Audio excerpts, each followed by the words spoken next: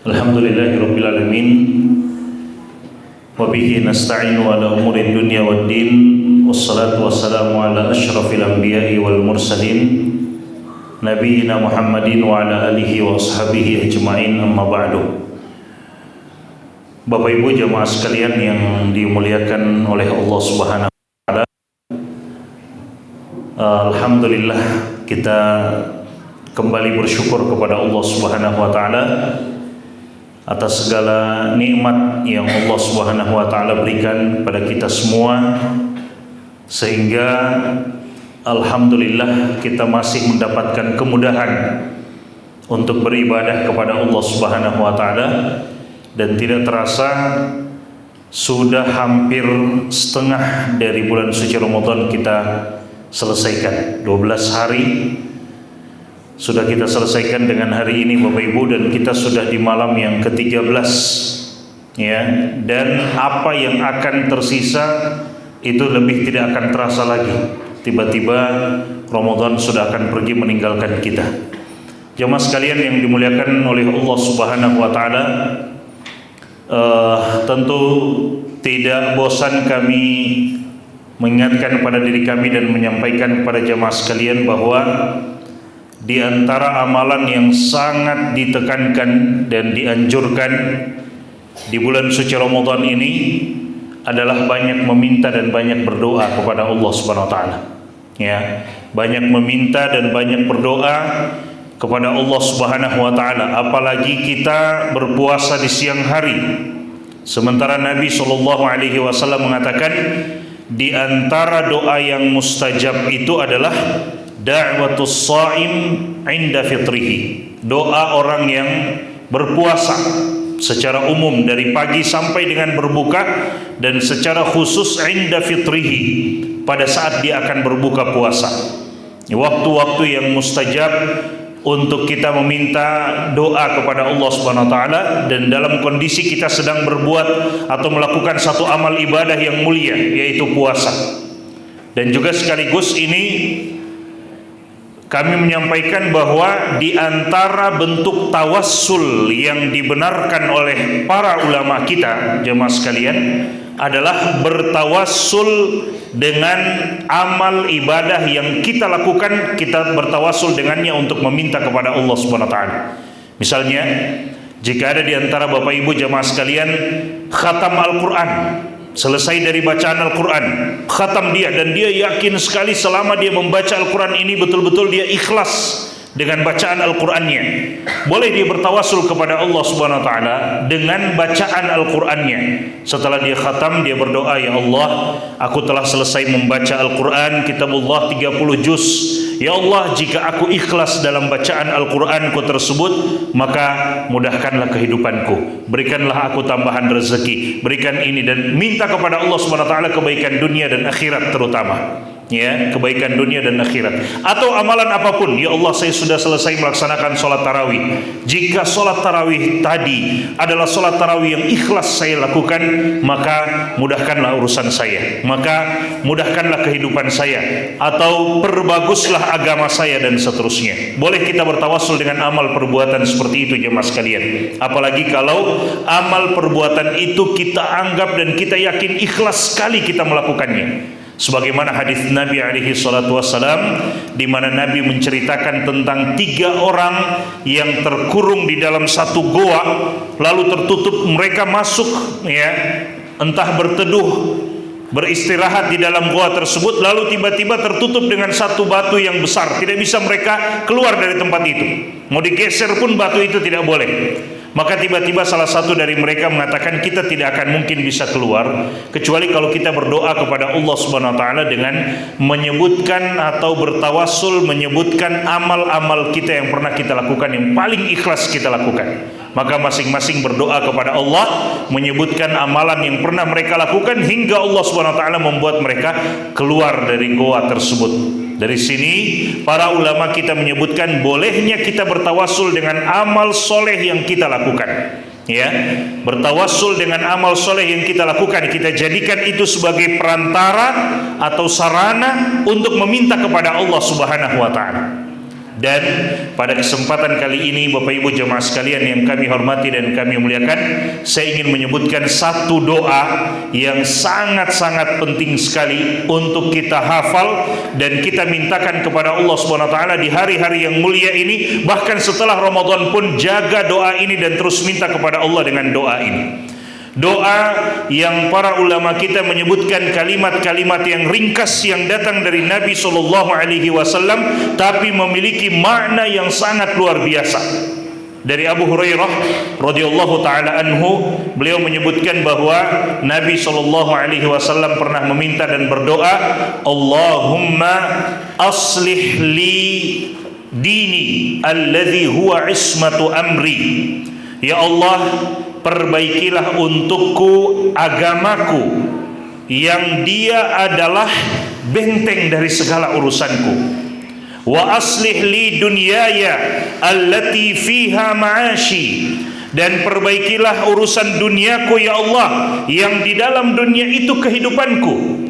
Wa aslih li akhirati allati fiha ma'adi, dan perbaikilah akhiratku ya Allah yang akhirat itu adalah tempat kembaliku. Waj'alil hayata ziyadatan li fi kulli khair, jadikan kehidupan ini ya Allah sebagai tambahan untukku dalam berbuat amal kebaikan. Waj'alil mauta rahatan li min kulli syarrin, dan jadikan kematianku sebagai peristirahatan, ya, tempat aku beristirahat dari semua keburukan-keburukan. Jemaah sekalian yang dimuliakan oleh Allah Subhanahu wa taala, ini doa yang sangat penting. Doa yang perlu kita hafal. Ya, nanti kalau misalnya susah dihafal sekarang pada saat saya sampaikan ini, nanti tolong setelah ini dicari doa tersebut.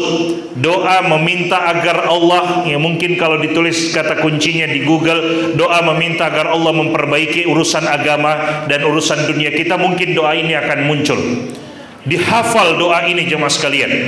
Dihafal karena sangat penting. Coba kita lihat secara singkat saya sampaikan makna-makna dari doa yang terkandung di dalam doa yang mulia ini. Allahumma aslih li dini alladhi huwa ismatu amri. Ya Allah, perbaikilah urusan agamaku yang agamaku itu adalah benteng dari segala perkara dan segala urusanku di dunia ini. Benteng.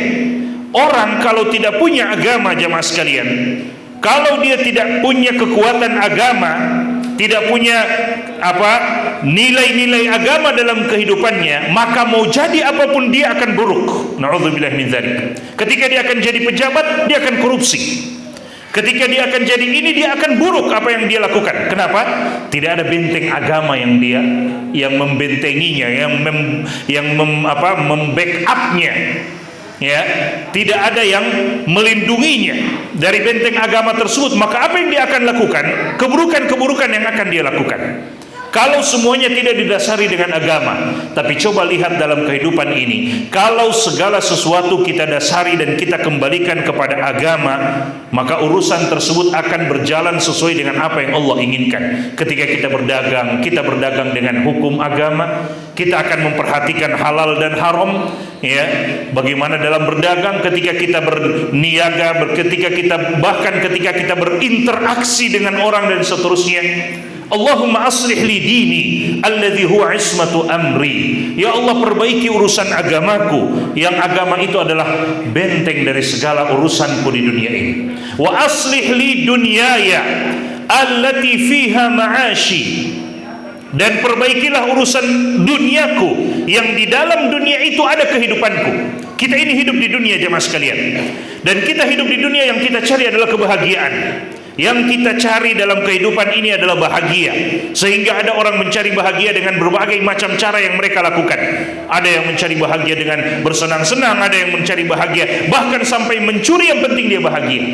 Na'udzubillah min dzalik. Yang dicari dalam kehidupan dunia ini adalah kebahagiaan.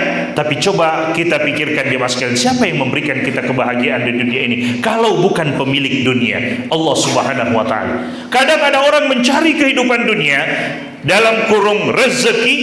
Kadang ada orang mencari rezeki tapi dia lupa memberi rezeki. Dia lupa sholat dengan alasan saya kerja.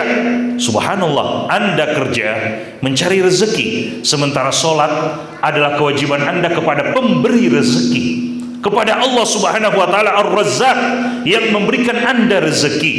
Jemaah yang dimuliakan oleh Allah Subhanahu wa taala, yang memberikan kita rezeki. Makanya jangan kita beralasan mencari dunia lalu kita lupakan sang pemilik dunia. Allahumma aslih li dunyaya allati fiha ma'ashi. Kita harus minta kepada Allah, ya Allah, perbaiki duniaku, karena di dalam dunia itu kehidupanku. Kalau Allah perbaiki dunia kita, meskipun kita tidak sekaya mereka, orang-orang yang mengumpulkan harta dan tergila-gila dengan harta benda mereka, meskipun kita tidak sekaya mereka, Allah berikan kebahagiaan dalam hati kita. Kenapa? Nabi mengatakan, laisal ghina bi kathratil mal, wa innamal ghina ghinan nafs. Bukan kaya namanya dengan banyaknya harta benda, tapi kekayaan yang sebenarnya adalah kekayaan jiwa, kekayaan hati. Ya, makanya Allah Subhanahu wa taala katakan tentang mereka, orang-orang kafir, orang-orang yang tidak mau beribadah kepada Allah dan seterusnya, yang tergila-gila dengan kehidupan dunia ini. Allah Subhanahu wa taala mengatakan tentang mereka, tidak masalah, wala tahinu wala tahzanu wa antumul a'laun in kuntum mu'minin. Ya, kata Allah SWT, jangan kalian merasa hina di hadapan mereka, jangan kalian merasa sedih karena dunia semua milik mereka, jangan. Wa antumul a'laun, kata Allah, kalian yang paling tinggi dari mereka, kalian yang lebih tinggi dari mereka. Satu syaratnya, in kuntum mu'minin, kalau kalian benar-benar beriman kepada Allah SWT. Kalau kita benar-benar beriman kepada Allah, tidak ada apa-apanya yang mereka miliki, karena keimanan lebih mahal daripada sedunia ini. Jemaah sekalian, Allahumma aslih li dini alladhi huwa ismatu amri, wa aslih li dunyaya allati fiha ma'ashi, wa aslih li akhirati allati fiha ma'adi. Dan perbaikilah akhiratku ya Allah, yang ke akhirat itu tempat kembaliku. Kalau Allah perbaiki akhirat kita jemaah sekalian, dan itu tempat kembali kita, maka subhanallah, surga tempat kita. Kalau Allah perbaiki tempat kembali kita, coba bayangkan kalau Allah buat tempat kembali kita sebaik-baik tempat kembali, surga. Itu yang kita minta kepada Allah Subhanahu wa taala. Kadang kita ini terlalu banyak meminta dunia kepada Allah Subhanahu wa taala, dan kadang kita lupa meminta kehidupan yang lebih baik di akhirat. Kemudian di akhir dari doa tersebut Nabi mengatakan, waj'alil hayata ziyadatan li fi kulli khair. Ya Allah, jadikan kehidupan dunia ini sebagai tambahan, nilai tambah untukku dalam berbagai macam kebaikan. Ya, benar jemaah sekalian, karena di dalam hadis juga Nabi mengatakan, ketika beliau ditanya oleh Abu Bakrah, ketika ditanya siapa manusia yang paling baik wahai Rasulullah, siapa manusia yang paling beruntung wahai Rasulullah, Nabi mengatakan yang paling baik itu adalah man tala umruhu wa hasuna amaluhu. Siapa yang Allah berikan umur panjang dan bagus amalnya. Semakin Allah berikan dia umur panjang, semakin dia memperbagus amal ibadahnya. Ada orang yang tua-tua keladi, semakin tua semakin jadi. Na'udzubillah min dzalik. Itu orang yang paling buruk, kata Nabi SAW. Dan orang yang paling buruk adalah man tala umruhu wa sa'a amaluhu. Orang yang Allah berikan umur panjang, tapi semakin panjang umurnya, semakin buruk pula yang dia lakukan. Menjadi orang yang paling buruk. Ini doa Nabi, ya Allah, jadikan tambahan kehidupan dunia ini sebagai tambahan kebaikan buatku. Dan kalau aku tidak bisa berbuat baik dalam kehidupan ini, waj'alil mauta rahatan li min kulli syarr. Kalau aku sudah tidak bisa berbuat amal baik lagi, ya, dalam kurung aku cuman ingat kepadamu di bulan Ramadan saja, di luar Ramadan aku lupa denganmu, maka lebih baik jadikan kematian sebagai tempat aku beristirahat dari segala macam keburukan. Jamaah yang dimuliakan oleh Allah Subhanahu wa taala, mudah-mudahan Allah Subhanahu wa taala senantiasa memberikan kekuatan dan keistiqomahan kepada kita semua, menolong dan membantu kita untuk terus beribadah kepadanya, karena tanpa bantuan dan pertolongan dari Allah Subhanahu wa taala kita tidak bisa berbuat apa-apa. Ini yang bisa kami sampaikan. Jazakumullah khairan. Wassalamualaikum warahmatullahi wabarakatuh.